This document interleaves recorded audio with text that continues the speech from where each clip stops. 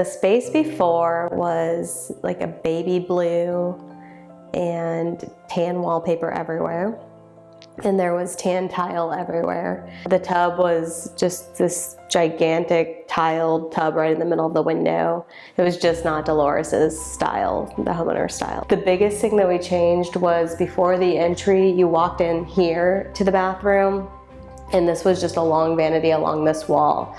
But we wanted when you were in the bedroom looking into the bathroom, that you saw the tub with the tile and everything, and you just got this grand view from the bed. So that was kind of what started the whole design, was that shot right there coming in through the walnut doors and seeing the gorgeous Victoria and Albert tub. A lot of the standouts here for me are the wallpaper, the importance of the wallpaper. In this room, it looks fantastic. And it's kind of an interesting choice, but it brings some warmth into the black and the white space, and so does this green trim color. So going bold on the trim color and bold on the wallpaper, and just the use of the wainscot paneling around the room to really connect the space. So you have that green line that goes all the way around the room, which adds a lot of luxury. All of the brass in the shower is pretty stunning, and those walls are solid marble. Get that dynamic pattern of the rivers of the marble that go up. So it's got a lot of detail in this space, and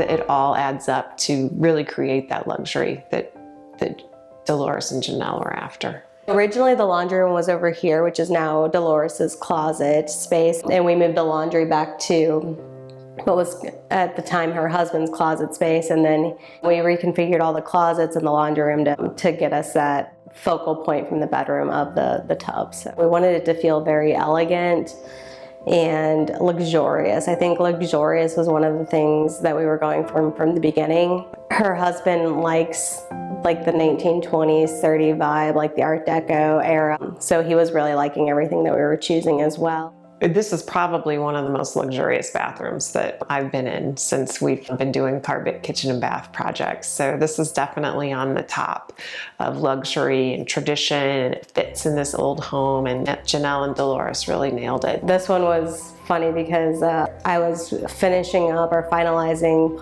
getting everything on order for her bathroom. Was the morning, the Saturday morning I was at the office that evenings when I was going in to have Hazel. So this is like my last baby at Karr Bick before I had my baby. So it was very complex, and luckily pretty much like right on time, Janelle came back from maternity leave so that the project could be executed with the person who designed it in charge, which is always optimal.